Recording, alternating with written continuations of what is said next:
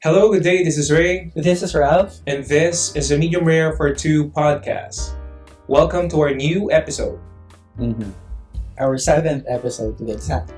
Seventh episode. Yay! Naka-ano na naman tayo. Naka-isa na, no? Totoo. Diyos ko. Lord, hindi to ganun kadali pala. Aha. Pero masaya. No, Masaya siya, yeah. masaya siya gawin. Sabi nga namin ni Ralph, it's a passion project. And when we do this, we feel happy. Hindi lang puro trabaho, di ba? Correct. Mhm. Happy and fulfilled. Yes, exactly. Sana magkaroon din ng time yung iba to do their passion projects. Correct. Because it's something. True. Okay. Yeah, so kumusta ka today? Ito nga, nagihilo-hilo na sa alak pero kinakaya pa naman. Mhm. Ikaw ba? Ako din medyo tipsy na ng konti pero kaya pa. Bong. Ayun. Okay, so kung bago kayo sa podcast, just in case meron bagong mag-tune in, we have 3 segments. So we have the first one, which is what's on your feed. Basically, i-check namin kung ano yung lumalabas sa aming feeds, what the algorithm is telling us, basically. And second episode, Rated R, where we will rate current events based on either of the 3 ratings, random, remarkable, or rare. And yung third and final segment is main course, na magkakaroon kami ng deep discussion about a certain topic, which today is about friendship lessons from Charli XCX and Lorde, coming from their new song Girl So Confusing, from Charli XCX's new album Brat. Anyway, more on that later. Sa mga fans ng dalawang artist na yun, you're gonna be happy about this, hopefully. Correct. Okay, so yeah, wag nang magpatumpik-tumpik pa. Let's dive right into our first segment. What's on your feed? You can start. Ako. Yeah. Hindi gusto ko ulitin yung ganun. Okay. Yun? Yung bato-topic. Sige. Okay, sige. Kung sino magsisimula, magpato-topic tayo. Okay. Pato-pick. Pato-pick. Okay. So ako ulit yung kasi last time ako na naman nanalo. Okay. Okay, fine. So I'll go to one of my social media apps. Okay. This is a post or tweet from Pop Crave. Sa mga sa Stan Twitter, pretty sure this is a popular account. Iko-quote ko. Macy Gray says, Blackout by Britney Spears is one of the best albums of all time. It gives me a little bit of courage. We all have that little thing that makes you go. For some people, it's just coffee. For me, it's the Blackout album. Okay, totally agree. Alam mo yung album na to? Hindi. Oh my God, love ko si Britney pero hindi ko alam yun. For- Mahina nga ako sa ganyan. Sa mga titles and Oo. shit. Ano siya, dito galing yung song na Give Me More. Okay. Like, parang, it's Britney, bitch. Totoo. Yung mga ganun. Yan pala yan. Pati, Piece of Me. You want a piece of Seryoso? me? Oo. Dati hindi. Oo, dito yun. Dito yun. Ang tagal na nun. Matagal na yun. Oo, kala mo bago lang. Pati yung Break the Ice. Baby, break the ice. Alam ko Oh, magkasama yeah, yung Piece of Me tsaka Break the Ice. Mm-mm. Pero yung Give Me More. Yun yung lead single. Seryoso? Ito yung nag-perform siya sa VMA. Remember? Tapos parang medyo Oo.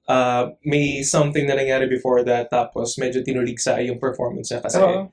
it's not well performed. Ang bobo ko talaga sa mga ganyan. Sa albums. Anyway. It's okay. Anyway, I agree, Macy Gray. Kilala mo si Macy Gray? Okay, good. Alright, yeah, I agree. Ito yung paboritong Britney Spears album ko actually. Kasi, and isa si big producer si Britney dito sa album na to. So, yung stamp niya, it's really here, artistically. Yes. Tsaka nag-iba din yung parang route ng Yung approach niya sa music, Oo. yung ano niya, tawag dito, look, sound, parang ganyan. Sure. Okay. Alright, how about you? Ako from X, post ni Kabulastugan. Follow mo to? No. I-follow mo siya, nakakatanggal ng stress. Okay. Tapos yung quote, favorite scent mo? Tapos me. Tapos may still ng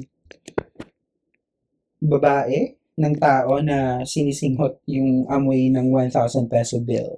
Okay. Nakakatawa dapat siya. Pero parang wala ako sa mood na ano. Pero nakakatawa siya. It's funny. Na, And it's true. totoo. Yung gusto nating amoy ay amoy ng pera. Exactly. Tapos amoy ng, 1,000 yeah. na pera. Yeah, totoo. Yeah. I mean, Yun lang. huwag na tayo magpa-plastic pa. We all want this money. Correct. That scent, that smell. Mhm. Mm. Okay. Okay, next. Last. Next bunot. Wait lang. Alright, gusto ko to. Okay. Inside Out 2, if it was filmed inside my head, and yung picture ay photo shoot promo ng Desperate Housewives. Ah, ano ba kung bakit natatawa ako dito kasi ito yung popular tong photoshoot na to. Kasi nagdiba-dibahan silang lahat dito. May umiyak, may nanigaw, may nagpaka Seryoso? diva dito, oo. So may mga na outcast, may may nagde-demand na gusto nasa gitna siya. So, okay. So, ang nasa gitna ay... Actually, parang, sino ba? Si Gabriel Solis, si Hindi. Eva Longoria. Hindi, wait lang. si Baliw-Baliwan. Sa taas si ED. Oh, Ang ending siya yung naging gitna. si ED. Pag yun, nakakamiss yung series na yun. May nagsasabi na si Marsha Cross, allegedly, ang nagde-demand na wag niyong papapuntahin sa gitna si Terry Hatcher, si Susan Mayer. Seryoso? May ganun sila. Ba't ko binubulong? Ilalagay ko yun. Ay, sorry. Sorry, sinabi ko na allegedly, so I should not be scared. Ilagay natin. Anyway. So, may ganun pala talaga. May ganun. Sino friends dyan? Alam kong hindi nila bet si ano talaga. Si Terry Hatcher. Oo. Ang friends talaga dito si Marsha Cross, si Brie, si Gabby, at saka si Lynette. Mm-hmm. Hindi ko lang alam though after yung bribery scandal, college admission scandal, kung friends mo sila kay Felicity Huffman. Okay. Pero ito talaga yung tatlo. Okay. Okay. Anyway, interesting. Okay, ang nakikita ko ngayon, alt din to, na mahilig makipagbardagulan. Si Anima Christy Vermin gets me yung font. Pinost niya yung rating ng pelikula ni Zian Lim na Playtime. So, 1 out of 5 stars. Tapos, ang caption niya ay, Zian Lim, hindi lang mono-blockbuster king, flopbuster king din. Kamuning artist things. Tapos, emoji na nagigiggle. Okay. Hindi mo bet yung mga ganito, diba? Hindi masyado. Pero, ayun yung nasabi mo sa previous episode. Oo na, parang ayaw ko yung mga masyadong atribida na post. Bakit ganun yung bakit nakita mo rin. Anyway, bakit siya nakita namin yung isa sa mga post na feature namin sa What's on Your Feed last week. Tungkol sa mga bottom. Anyway, I'll go. Bakit siya mono-blockbuster king? May mall show na parang hindi tinao masyado. Mga monoblock chairs lang yun. Okay. Empty. Monoblock chairs yung kitang-kita. Oo. Okay. Talaga okay. Kasi yan lim. I mean, I don't really care. Sorry. That's just a fake reaction. Bongga. We can afford to be fake sometimes, guys. It's okay. Totoo. But to be clear, yung What's on Your Feed segment namin, pang ano lang namin to? Pang warm up. And also, siya, I think yung purpose ng What's on Your Feed is, gusto natin makita kung ano yung nangyayari within our circle, within our echo chambers, through the algorithms presentation of what we like and what our friends like, or what our friends are posting. And yung next segment natin naman, Rated R, is about current events, news, and entertainment. So, ito medyo mas marami yung may encompass niyang audience. This is outside our echo chambers. Parang ganun. For today's episode, in our Rated R segment, since later our main course topic is about friendship, we will be talking about and rating the characters of the TV sitcom Community. Anong akala mo sasabihin ko? Akala ko friends. Anyway. Okay. Okay. Mag-apologize ako in advance because hindi ko pa siya napapanood. Yung friends. Yung Friends. Okay lang Yeah. yan. Alright. Maybe someday I will get to watch it. Mm. Anyway, now back to Community. Okay. So, i-rate natin yung mga characters, mga main characters ng TV show na Community Mhm. na created by Dan Harmon. Alright. Kanina tayo mag-start na character? Kay Jeff na agad. Kay Jeff. Oh, okay. Jeff Winger. Mhm. Ang leader ng grupo. Mhm. Okay. Si Jeff ay isang former lawyer or suspended lawyer or fraudulent lawyer kasi yung I think yung diploma niya ay galing sa isang fake school. Tama ba? Galing sa recto, charot. Parang galing sa recto dun sa version nila. Oo. Okay, na bumalik sa college to try to get his license back or earn a law degree. Mm. Parang ganun. So, si Jeff ay maangas, Apathetic? Tama. apathetic Mm. nung una. Mm. Yan. And ano siya, kumbaga parang pero siya yung naging anchor ng group of friends niya. He is funny, pero hindi siya yung favorite character ko.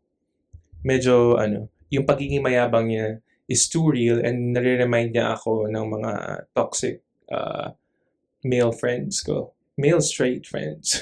Okay. So medyo Yes. irita ako sa kanya. Mm. So, random lang siya sa akin. A random character. Ako, remarkable siya for me kasi kapag wala yung character niya doon, tapos tinitingnan ko yung mga matitira, parang ang Mhm. boring. Gets? Okay. Mm. Kumbaga walang leader. Oo. Kumbaga parang siya yung sentro. Yun yung at least yung pinoproject ng show. Correct. Okay. And, yeah, may binding factor. Tama Mhm. ba? Yeah, yung ano niya, yung may binding ability ba? Or quality Oo. siya. Kumbaga parang siya parang douchebag with a heart. Oo. Parang ganun. So, yeah, remarkable.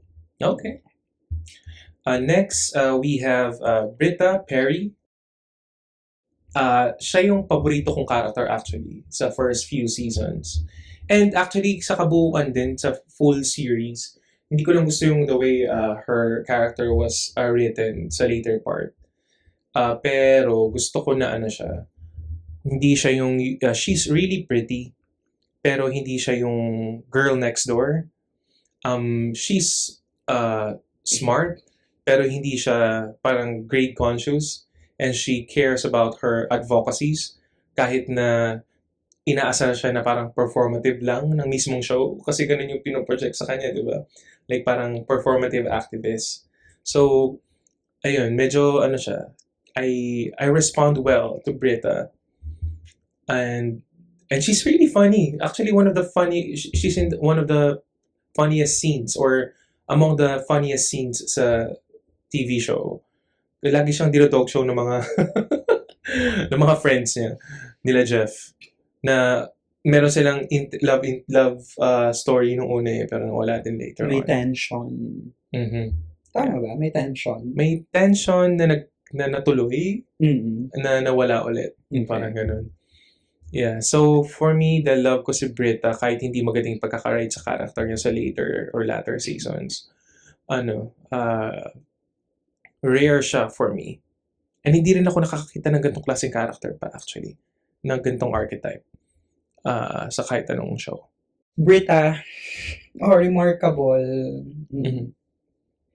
Gusto ko siya pero hindi siya kasi yung favorite ko. Okay. And basically, nag-agree ako sa mga sinabi mong lahat ng yun. Pero, yeah, remarkable lang siya for me.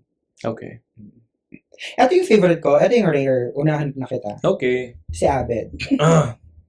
Okay. Feeling ko naman siya yung pinakagusto. I mean, kung fan ka na Community. It's a popular opinion to To think that Abed is the best character. Yeah. So yun, rare. Or kung mas may mataas pa sa... Ang rare niya, no? Ang rare ng ganitong character Mhm. sa TV.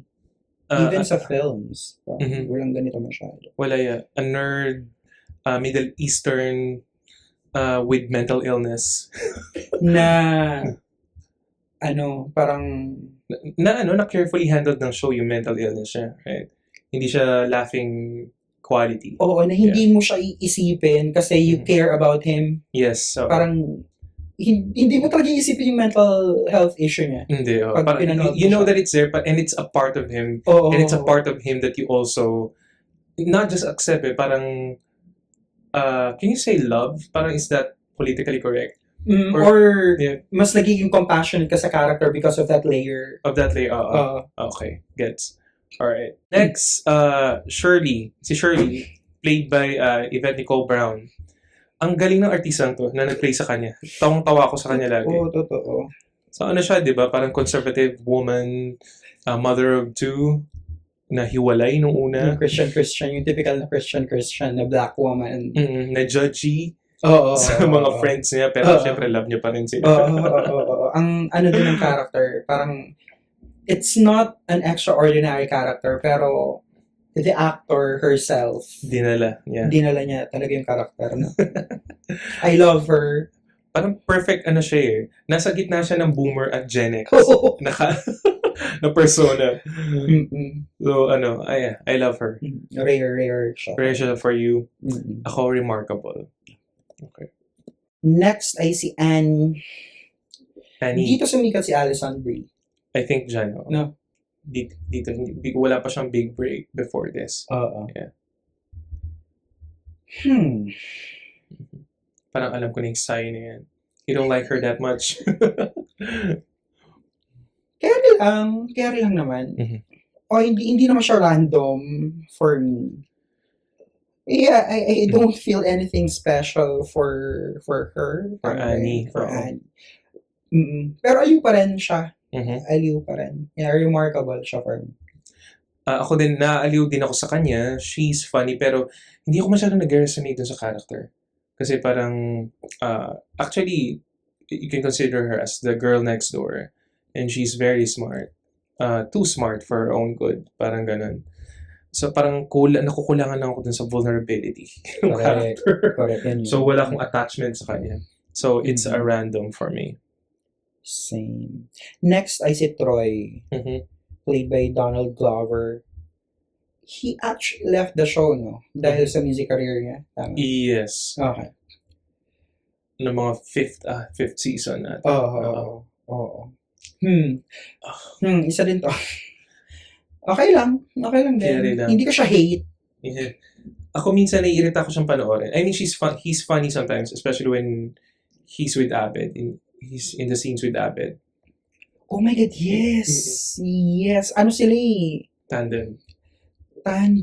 Pero pag pinaghiwalay mo na, si Abed kasi, He can stand on his own. exactly. Pero pag siya lang, parang, meh. Mhm. And nare-remind siya ako sa kanya sa mga yung straight stereotypes na medyo annoying. So, a random for me, this guy.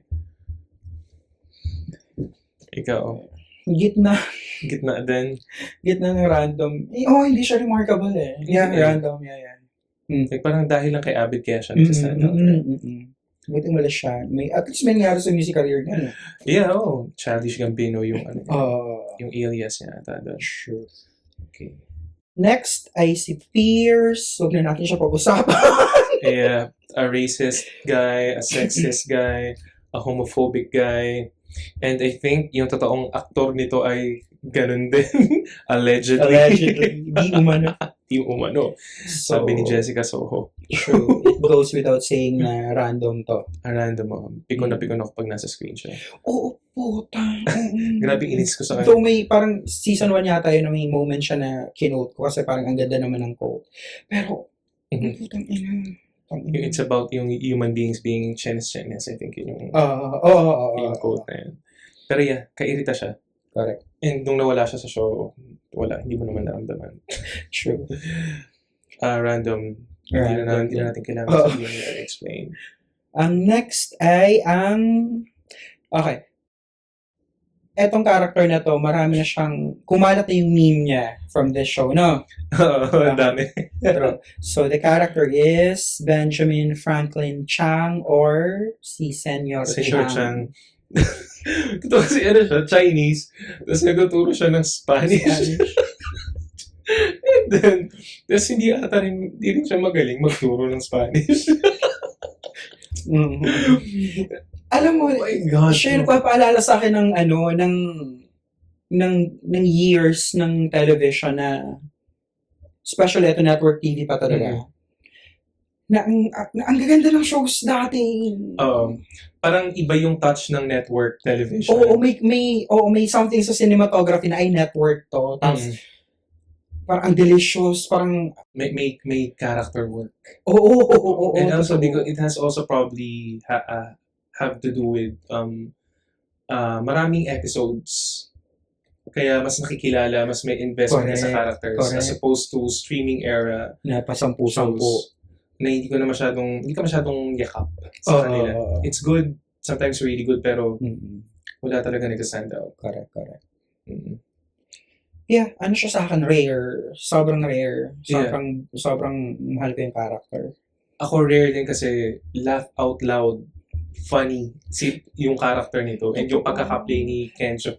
Totoo yung line, yung dialogue, yung ridiculousness ng scenes where yung pagiging physical comedy. Delivery. Totoo yung delivery. Nakakatawa si Complete package, bongga. So yeah, rare. Rare din. Wait, i-check ko lang, double check ko lang kung Chinese ba or Korean si Senior Chang. Okay, so parang disclaimer lang, pwedeng Chinese or Korean si Senior Chang. Anyway, sorry kung mali kami. Anyway, go. Vague din naman kasi talaga yung part na yun. Yes. Ng ethnicity niya. Yep. Okay, so ang next ay si Dean. Si Dean. Si Dean na laging pag pumupunta ng library, sa study group, laging meron siyang entrada. Oh my God! Ano yung paborito mong entrance, Yung parang, yung half man, half woman. So parang, parang puta community college, tapos may ganyan, may budget ka sa mga ganyan girl. Parang grabe, alam mo yung nandun si Chang, tapos nandun si Dean. Si Dean, oo. Tapos magka-level sila Exactly. ng pagiging special, alam mo yun? Technically, parang secondary main character sila. Pero sobra sila nagsa-stand out because sobrang galing nung dalawang artista mag-comedy. Sobrang ganda ng delivery. And yung character work din here is superb. So, correct. Nakakatawa tong si Dean. Anyway, ano kasi yun yung gusto ko rin yung parang yung am I going to the bank? Yung mga gano'n na yun. Tangina talaga. Ang ganda ng pagkakasulat ng show na to. Correct. Tapos si Dean, cherry on top. Anyway, hindi kompleto yung episode kung wala siyang gantong entrance. Diba? Correct. Anyway, rare. Okay? Rare. That's it for our rated R. Yes! Okay, and now we will be diving right into our third and final segment, main course. At ang putahin natin ngayon ay... Sorry, wait lang. Sakto main course, hindi ako. Pero hindi pa tayo tapos kumain. Kasi simulan pa lang natin. Ang topic natin for this segment ay friendship lessons from Charli XCX and Lorde. So sa mga nag-wonder, ano yung lessons from Charli XCX and Lorde?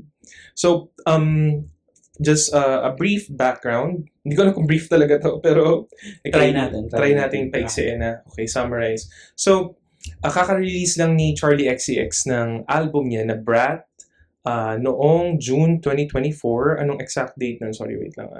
Kamakailan lang, no? Yeah, June 7, 2024. So, tapos, sa album na to, merong isang track. Ang title ng track na yun ay Girls So Confusing. So here, dun sa track na to, parang Charli is talking about a girl or a woman na hindi niya maintindihan kung magkaibigan ba sila o hindi, kung hate ba siya nitong girl na to o hindi, kaya Girls So Confusing. So, ang take ng fans here is Charli is beefing with another woman, basically. So, maraming speculations kasi dun sa lyrics, ang sabi parang magkamukha daw sila, they have the same hair. Tapos parang And also yung music that they're into. So parang sinabi ni Charlie ata doon, parang club and rave stuff siya. Tapos yung isa naman, more like artistic side. Ganun. And so, marami nag-assume na yung girl na yun ay si Lord. Kasi, from the line na we got the same hair, magkamukha sila, parang ganun. Kasi, I think a decade ago, merong video, ini-interview si Charlie ng, wait lang, ng isang interviewer. Wait lang. Ng isang babae. Ng isang babae. Okay, so i-play nga natin, i-check natin to. Sige. I'll just get started. So, I have to say that I love your music. One of my favorite songs that you have is Royals. Where did you get the inspiration for that? Royals came from... Oh my God. So this is Charlie XCX, ini-interview. How I'm from New Zealand. Parang she was mistaken for Lord. She just played along with it. Anyway, culture, so I thought I'd write a song about it. Anyway, if you're chronically online, like me, parang alam mo yung lore nito, ni Lord at saka ni Charlie. At nasa, Wikipedia page Nila? I mean, Ni Charlie? yung pangyayaring to na, Talaga? like nasa Wikipedia page to ng song. Nandun sa mismo ng Girls So Confusing. Oo. Okay. Alright. Okay. So yun, so people assume na... Pero ito-double check ko yun. Okay, sige. Kasi baka mamaya wala pala. Anyway, go. So fans assume na parang, this is about Lord. So parang, parang nag-aaway ba sila? Parang ganun. And then parang Charlie announced na magkakaroon ng remix or feature tong song niya na to from the Brat album. Yung Girls So Confusing. So parang yung anticipation is really high. Nag-wonder sila, sino kaya to? And then nagulat sila. Kasi yung release na remix na may feature ay with Lord. Yung people thought Charlie was beefing with. And yung title is The Girls So Confusing Version with Lord. Yun yung actual title. Kasi ganun yung parang tawag dito, branding ng album na to. Like parang walang parang tacky and parang in your face. Like parang hindi masyadong polish or something. Parang ganun. Anyway, so itong track na to, nung pinakinggan ko for the first time, I was expecting a diss track. Or parang... Bardahan, parang ganun. Pero nung pinakinggan ko, okay, same verse ni Charlie sa first. And then, nung verse na ni Lord, nagulat ako na nag-open up siya dun. Na, okay, the reason why you're confused, basically, this is me paraphrasing, is, kaya ako nagka-cancel last minute because I have parang body issues. So parang she was starving herself thinner and then she will gain the weight back. Parang medyo na hindi ko alam kung naiinggit yung term siya sa life ni Charlie kasi her life seems so awesome. And then parang siya hindi niya alam kung saan siya mag-fit doon. Pero at the end of the song, sinabi niya na despite all of that, I understand you and I will ride for you, Charlie. Sabi niya ganun. So medyo people were expecting a bardahan track, but it's an honest, heartfelt song. And parang speaks to parang how sometimes friendship falls apart or fall apart because of miscommunication. True. And to address that problem is to have an open communication.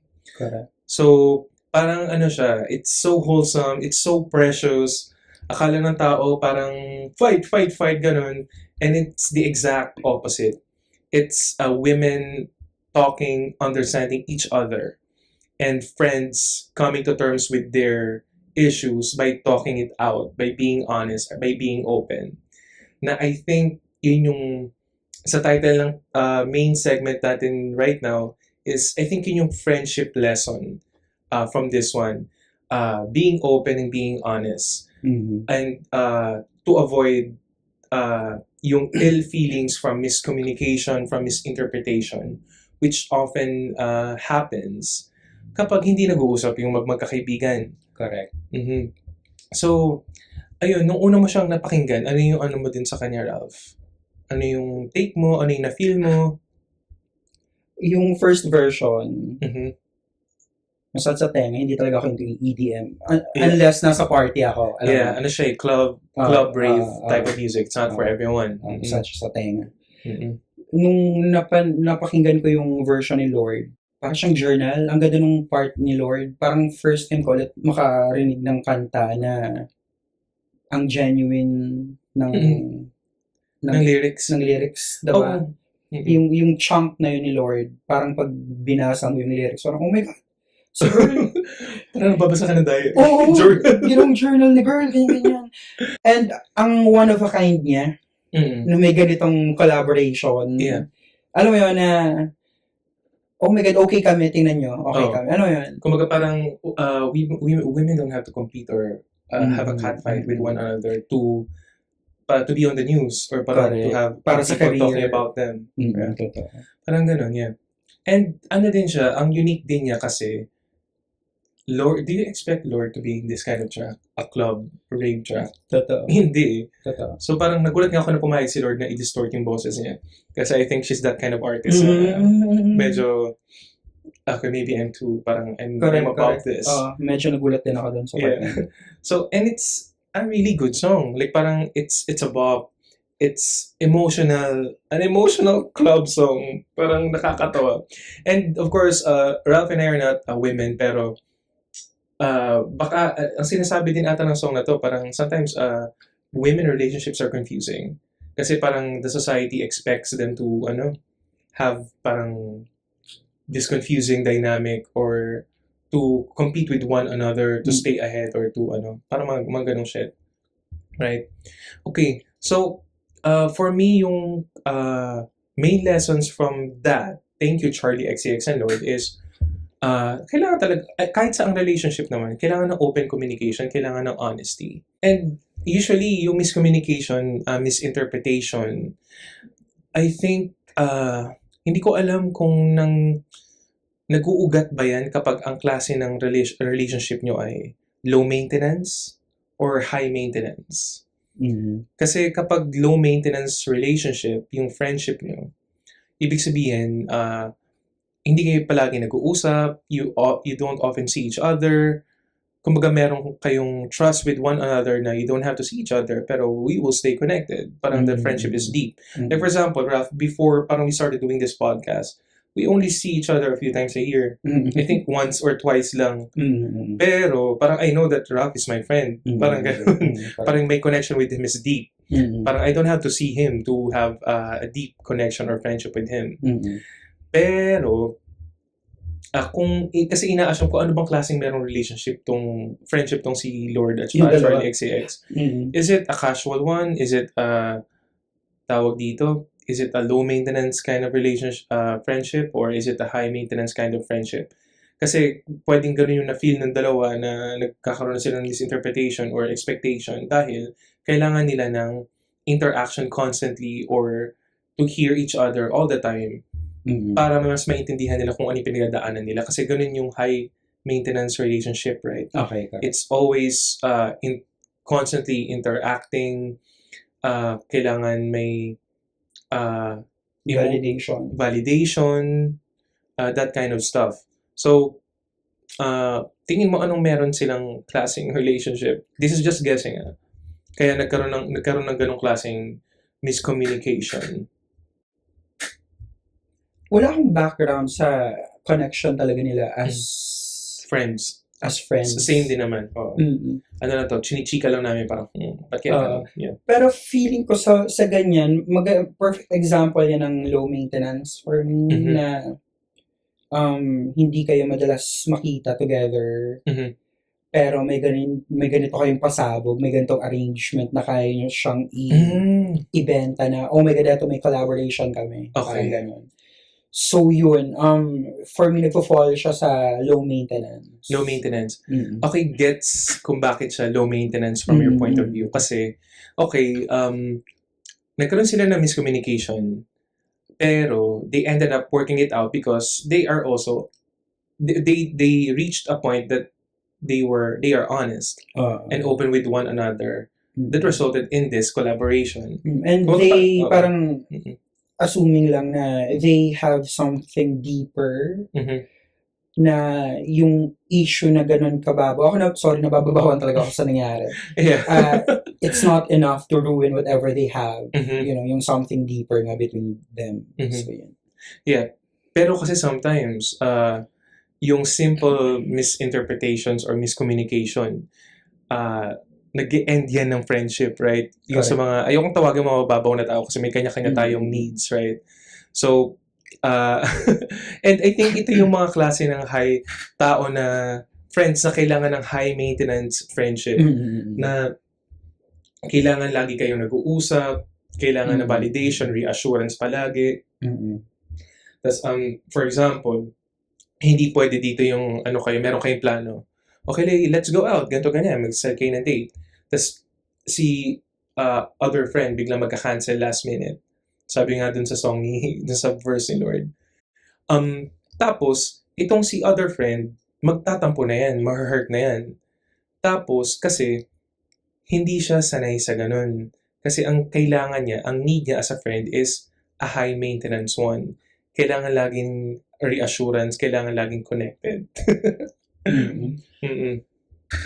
Yeah, though medyo may vague line siya for me because meron akong kinoconsider as low maintenance friends. Pero we constantly talk with each other. Okay. Feeling ko yung low maintenance part ay yung hindi namin kailangang i-validate yung isa't isa everyday. Like, ito yung mga bardagulan friends. Kumbaga, uy, kaibigan pa rin kita, ha? Oo. Yeah. Or, minsan na hindi nyo na sinasabing we're friends eh. Parang may mutual understanding shit kayo na, alam mo yun, parang everyday kayo yung nag-uusap. Pero wala na kayo sa level na uy, maganda ba itong suot ko ngayon? Uy, alam mo yun, parang pinag-uusapan nyo ay, shit, may gusto akong i-share ko sa So, alam mo yung intrusive thoughts and everything, ganon. Uy, merong Ralph, makaka-relate ka dito sa meme na to. Oo, yung ganon. Parang out of nowhere, parang after weeks or months of not talking to each other. Totoo. Oh, yeah. So, Pero yung intensity of the connection is still there. Okay. So, wait lang. I-check natin yung for everyone's information lang. Kung maghahanap tayo ng hindi naman definitive or parang online definition ng high maintenance at saka low maintenance friendships, let's read it out loud. Okay? So, ito high maintenance friendship. High maintenance friendships often involve a lot of emotional investment. These friends may need frequent validation and reassurance and might be sensitive to perceived slights. So ito hindi pwedeng biru-biruin mo lang agad or gumawa ka ng Pero daw, this type of friendship can be very rewarding because of the close bond and deep emotional connection. But it can also be draining if one person feels they are giving more than they are getting. So, tama ba ang sinasabi nito? Kailangan kung ano yung binibigay ng friend na to sa friend niya, kailangan niyang ibalik din yung same amount of energy or effort. Nakaka-drain niya. May mga naging ganito akong friend before. Mamaya later magpunta tayo dun sa definition ng low maintenance. Okay. Pero singit ko lang na nagkaroon ako ng maybe one or two friends who were like this na hindi ko alam na ang kailangan niya pala ay high maintenance setup. No, so gusto niya ako laging kitain, makipag-usap physically, lagi akong tinetext, lagi akong tinatawagan. And stalker ba yun? Hindi, like siya, I love this person. Okay. Siya, pero it's too much for me. Like parang, busy ako. True. And hindi ako laging available dito. The thing is, naman, hindi ko naman alam kung nagtatampo tong person na to. But, na-drain ako. Kasi una, parang in-accommodate ko pa. Pero, at some point, hindi ko na kaya. Like, parang, ilang oras na kami mag-uusap. Pero, parang, tama na. Parang ganun. Gets. And, pero ang sad lang dito kasi hindi ako naging honest. Dito sana ako nakuha ng, kung nandito na yung song ni Lord at saka Charlie XCX before, baka may natutunan ako. Kasi, ang dapat sana na ginawa ko dun, kasi ngayon, we're not connected anymore eh. Naging honest sana ako na, nag-set sana ako ng boundaries na, uy, sorry ito lang yung kaya kong ibigay na time sana. I mean, I love being your friend, pero, ito lang yung kaya ko. And okay lang mag-set ng ganung klaseng boundaries. Hindi dapat tayo nag-expect ng kung ano yung tingin natin, kailangan natin at dapat ibigay ng friends na yun. Right? Ayun, so, dapat mas naging open and honest ako. Right? Okay. Pero, hindi ko pa alam yung gagawin ko na rin. Wala pa kasi yung Girl So Confusing song. Charot. Anyway. Ikaw may ano ka ba? May experience ka ba with high maintenance friendships? Iniisip ko kasi ngayon, kasi baka mamaya ako pala yung high maintenance ng iba. May ganun namang angulo, Which diba? is also okay. Right? Ngayon ko iniisip, high maintenance ba ako sa iba? Hindi naman siguro. Anyway,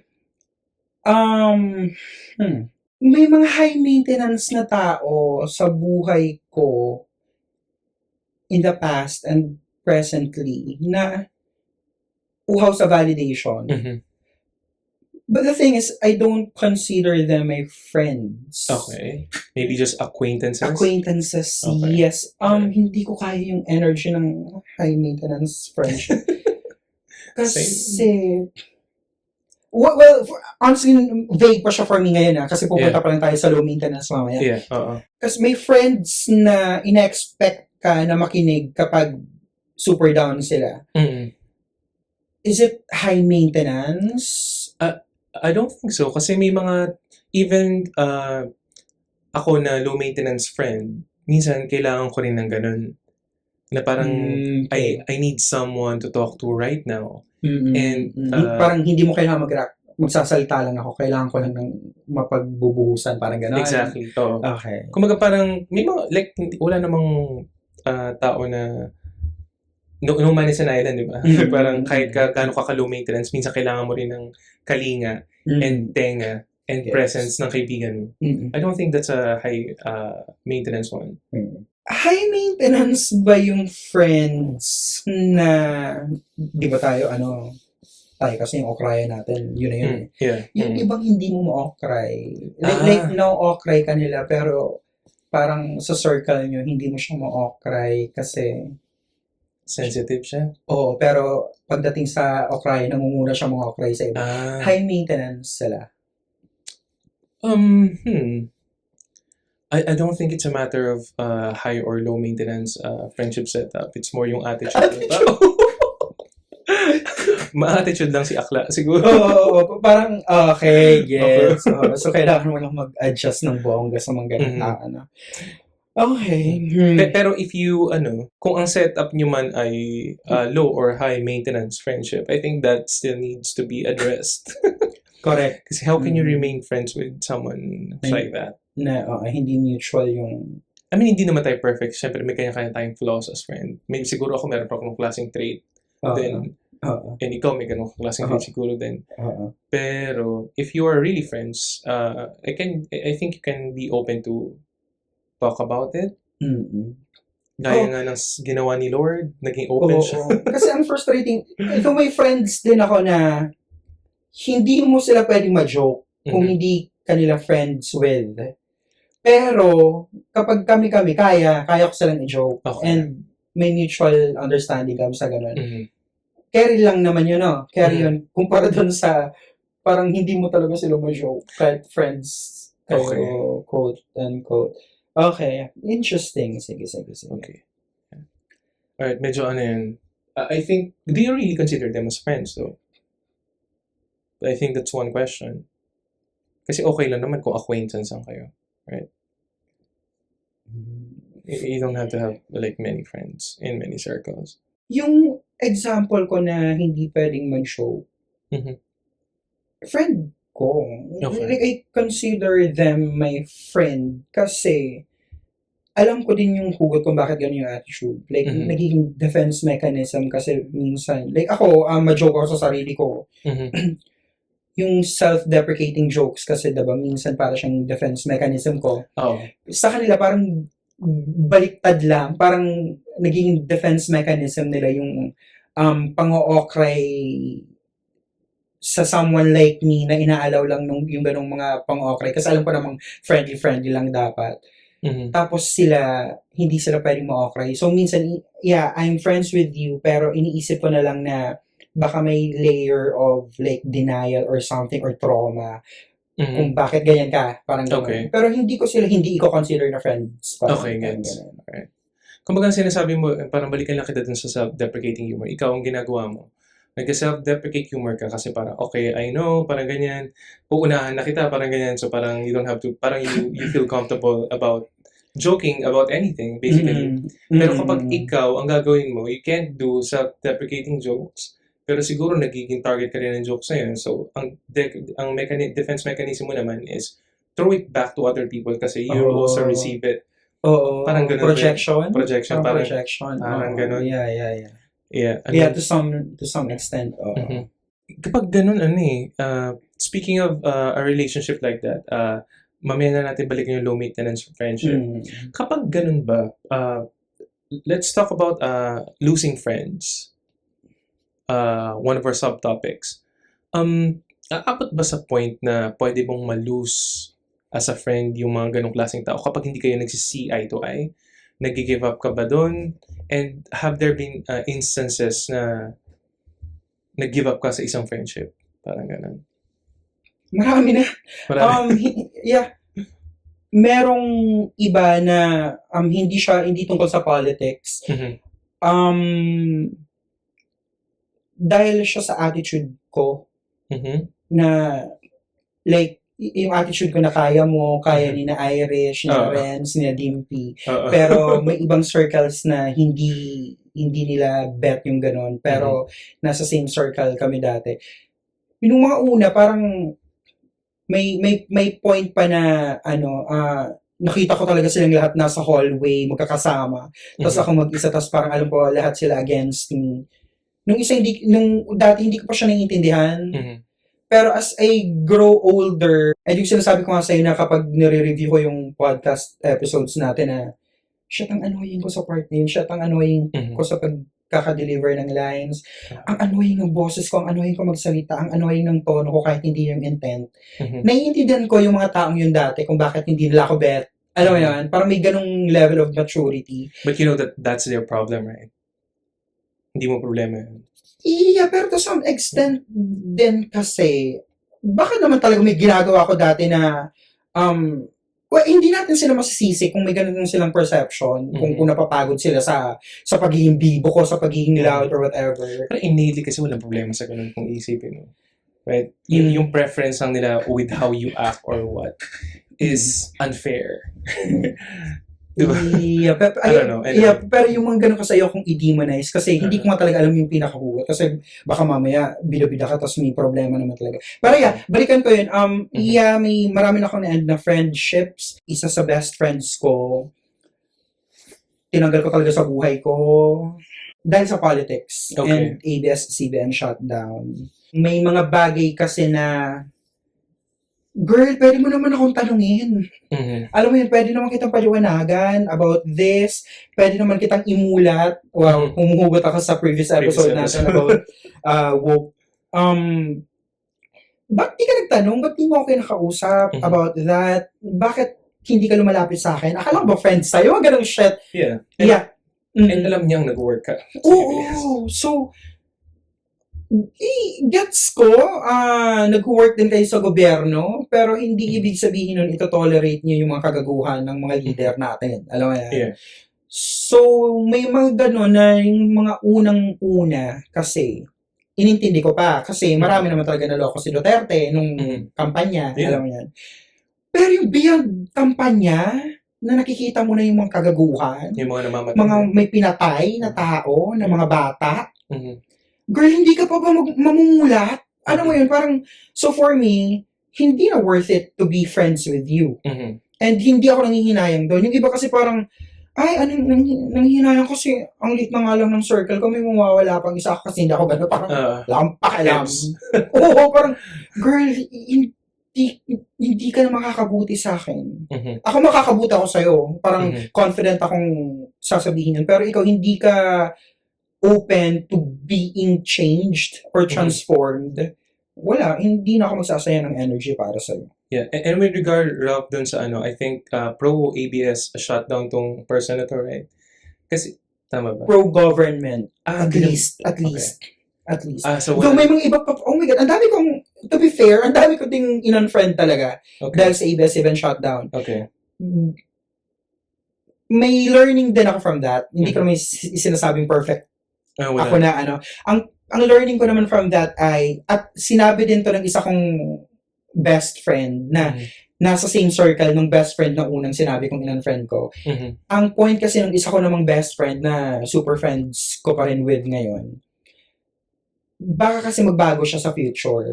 Okay. And nakakapanghinayang na hindi na kami friends. Alam mo yun? Doon ako, medyo may wake-up call din yun sa akin. Alam mo yun na, shit, ang ganda ng ganong angulo na, okay, hindi lang pala talaga dapat tayo nag-unfriend ng nag-unfriend. Kasi, may mga tao talaga na nagbabago. Yeah. So, to be may fair learning na, curve. may learning sa mga curve. Right. Ako naman kasi, totoo naman yun. Pero eto kasi, like, may dalawa akong dating friends na in-unfriend dahil sa ABS-CBN shutdown tsaka sa Duterte administration na people change, pero girl, kailan ka mag-change? Ang tatalino nyo. Okay. Ang tatalino nyo academically. Ang progressive nyo dati. Asa na yun ngayon? Alam mo yun, parang hindi ako makakapaghintay na magbago kayo kasi ito yung pinaka-moment na kailangan yung magbago. Kasi pinuputa tayo ng gobyerno. Alam mo yun. So yeah, it's really a matter of balance na naman. Alam mo yun. Parang nire-regret mo ba na sana hindi mo in-unfriend or parang you still stand by your decision? Wala akong in-unfriend na na-regret ko so far. Okay. Though yung sinasabi nga ng isang best friend ko na baka kasi pag nagbago siya, valid naman yun. Yeah. And gandang-ganda ako sa part na yun. Pero so far, wala talaga akong in-unfriend na, ay shit, dapat pala hindi ko na lang siya in-unfriend ganun. Kung bad vibes yung energy na binibigyan niya right now, di ba? Parang he doesn't need or she doesn't or they don't need to be in your life. Correct. Okay lang. Yeah. Okay. So, ikaw? Meron na ba akong mga friendship na na-lose? Ganyan? Like, gano'ng kadami? Ano tawag dito? Hindi ko kasi masabi na friends yung iba kasi they're acquaintances, former classmates, pero I would consider them to be my friends siguro at some point. Dahil sa politics, dahil sa homophobia, mga ganong shit. Even family members nga, may ganon akong kinoconsider na i-end yung relationship because of those things are very important. Kasi ang impact nun is buhay ko na, basically. Yung karapatan nating maging equally protected and parang rejoiced in this country, mga ganong shit. Anyway, yeah, pero, yeah, hindi ganun kalalim yung friendship or hindi ko alam kung friends pa rin kami, pero, yeah, may mga naging ganun na rin ako. Pero may mga pinag-iisipan ako, minsan, na gusto kong i-lose na friendship dahil sa pagkakaiba ng pananaw sa buhay. Pero kasi may itong mga kaibigan kasi na to, core friends, part siya ng core memory ko in my formative years. Sabihin na natin ganun. And ang dami ng pinagdaanan namin. And these are the times na hindi pa kami nag-uusap or wala pa kami pakialam sa politics about about my soji, about being gay, me being gay, mga ganun, or them being homophobic, parang ganun. Pero, so parang kapag may instances na pag magkikita kami and makakarinig ako ng kahit sabihin na natin microaggressions lang, nire-rethink ko kung kailangan ko pa ba maging friends dito kasi feeling ko parang is it worth it? Kasi alam kong I think these are good people naman. Iba lang yung pananaw pagdating sa, for example, LGBTQ plus rights or LGBTQ plus people. Ang ano lang dito is tingin nila these are just intellectual discussions or talking points. Tingin lang nila nahihinto sa usapan yung mga isyong yun. When in fact, kailangan nilang maramdaman na yung issues na yun impacted ako, yung existence ko sa society na to. So, may ganun lang ako na hanggang ngayon kino-question ko kung is it still worth it. Right now, the answer is yes, probably I'm being stupid. Pero, anyway, open-ended. Iwan na lang natin na open-ended. Pero yeah, I still consider them as my friends, but I have to do something probably about it. Yes, kasi nakakabwisit ka na. Like, Mhm. kapag nasa ganyang friendship ka, Mhm. tapos ang pinag-uusapan na ay human rights mo, Mhm. na hindi nila maintindihan kung bakit kailangan mo yun as a gay person. Mhm. Hindi ko kaya manatili sa ganyang friendship. Oh. Ako personally, hindi ko kaya. Parang, paki ko kung parang tabing ilog friends tayo dati. Alam mo yun? Pero Yes. kung ngayon, I assume mga professionals na to, may mga pinag-aralan, Mhm. tapos bigla kang sasabihan ng, ba't kailangan mong special treatment? Girl, bye-bye. Bye-bye. Yeah. Pero It's really hard. gets ko naman. Gets ko yan. And, gets ko, pero hindi talaga ako magsasay sa ganyang friendship. Yeah. Anyway, Mhm. yes, siguro ngayon, parang, the educating them part, muna yung, Maybe we can do that, right? oo, yung And I'm still hopeful. sige. Ako kung give them a chance, parang doon na Yeah. muna. Uh-uh. Okay, i-educate. Kasi itong mga tao to, parang feeling ko part na sila ng family. May ganong shit kasi. Kumaga parang, would you parang break up with your brother? Would you break up with your sister? Yung hindi ko alam kung ganong ka-serious offense siya. But yung pagkakaiba ng paniniwala, like parang can I compare it to, say for example, a more serious offense or crime? Pero, ayun nga, pero alam ko yung idealistic answer sa question na yun. Pero, it's hard. Like, Ako, sorry. emotionally, mentally. Alam ko yung mga lessons sa buhay na like yung biblical Jesus about forgiveness, about loving those who are most difficult to love. All that bullshit, yeah. But pagdating sa mga ganyang klase ng friendship na tinatry na kitang i-educate, and dapat nga educated ka na kasi lahat naman tayo pinag-aralan to. Tapos ipagkakait mo pa rin sa akin yung human rights na ine-enjoy nyo as straight people, na pinagkakait mo sa akin dahil lang sa bakla ako. Girl, trigger ako, courageous. Sorry. It's okay. I think pero naman ng progress. Like parang to be fair. Pero it's still not fully there. Alam mo yan. Yep, though, Yeah. at the end of the day, sa'yo yan, decision mo kung ano gagawin mo dyan. I know I'm probably being stupid. I know that. Diba? It's okay. Yeah, tansya-tansya ka muna. Pero, kung ako tatanungin mo, bye girl. Bye girl, bye boy. Parang gano'n. Bye bitch. Bye bitches. Parang gano'n. Totoo, tangina nyo. Ang hirap maging mabait. Correct. Tangina. Okay, pero hindi ako perfect Hindi ako fully mabait. May mga attitude din ako minsan. Lahat naman. May disclaimer na ganun. Hindi nyo kailangan yun. Hindi ko kailangan yun. Hindi kailangan ni Ralph. Pero, I'm just saying. Okay lang naman yun. Natitrigger ka ha. Okay. Anyway, balik tayo dun sa sa low maintenance friendship. Okay. So, ano ba yung low maintenance friendship? Okay. So, low maintenance friendships are typically more flexible and laid back. These friends understand that life gets busy and don't take it personally if you can't hang out often. So they're comfortable with the ebb and flow of communication and don't require constant check-ins to feel valued.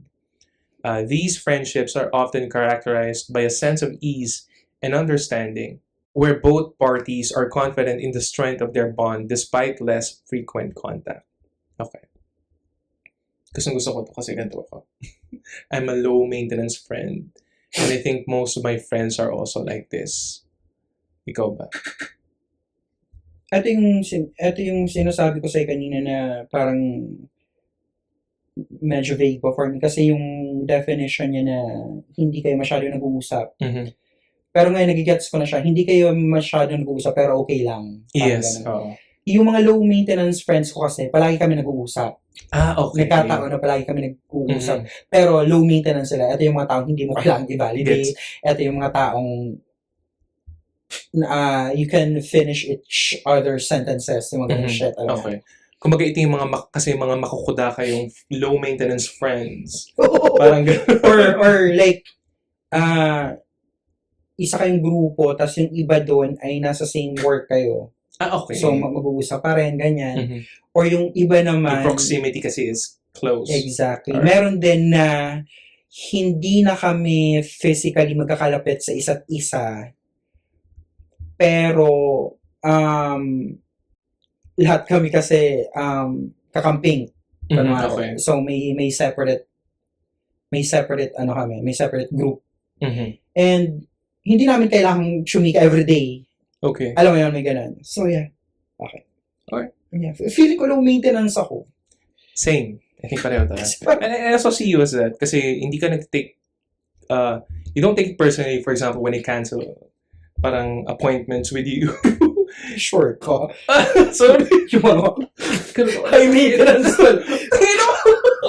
Yung biglang kakasakot. Ano yan? Joke lang. Oo, parang why? Ano yung parang, Yeah. parang, Like parang sometimes we're just sometimes even if you're not sick, like parang mentally and emotionally, totoo. you're not ready to Correct. go out. And mas bet ko na wag ka nang pumunta. Alam mo, ano, parang, Kaysa nandun ako at correct. Alam mo Parang, yung attitude, ganyan. totoo. Guilty din ako sa ganyan minsan na nagpapakita ko, pero parang, Parang sige Parang- na. look at me, wag niyo akong kausapin, pero look at me, parang gano'n. Yeah. Okay. Alright. Ikaw yata yung pinaka-low maintenance sa lahat, no? I think so, yeah. Sa mga friends ko, don't take it personally, please. Minsan, kailangan ko lang din ng time by myself. And ganun din naman, like parang, if you're that way to me, hindi din ako mamimersonal. Oh, It's okay. Like parang, I trust that we're still friends. maganda na hindi ko alam kung final thoughts na to, pero Mhm. nagaganda ako sa concept ng low maintenance friends kasi eto nga, like, may isa akong circle na hindi namin bet lahat talaga lumabas-labas. Mhm. Pero kapag nagkakayayaan, parang mas may excitement. Mhm. Alam mo yun? Kasi alam yung hindi new thing talaga yung maglamyerda. Mhm. Pero paglalamyerda with each other, thing nyo siya. Alam mo, Mhm. so parang mas nagiging siyang comfortable and special, parang gano'n. Okay. So, yeah. I get that. I vibe with that. Diba? Sabi ng mga Gen Z. True. Okay, yeah. So parang low maintenance friendships for the win, right? Correct. Pero tawag dito, lang. Siguro I think pwede na rin final thoughts to. Hindi naman ako while I do prefer yung low maintenance friendships or friendship setup. Like parang hindi ko rin naman kino-close yung door ko for high maintenance ones. Pero siguro if I do that, siguro for example yung story connection with that friend, siguro mas magiging honest na lang ako.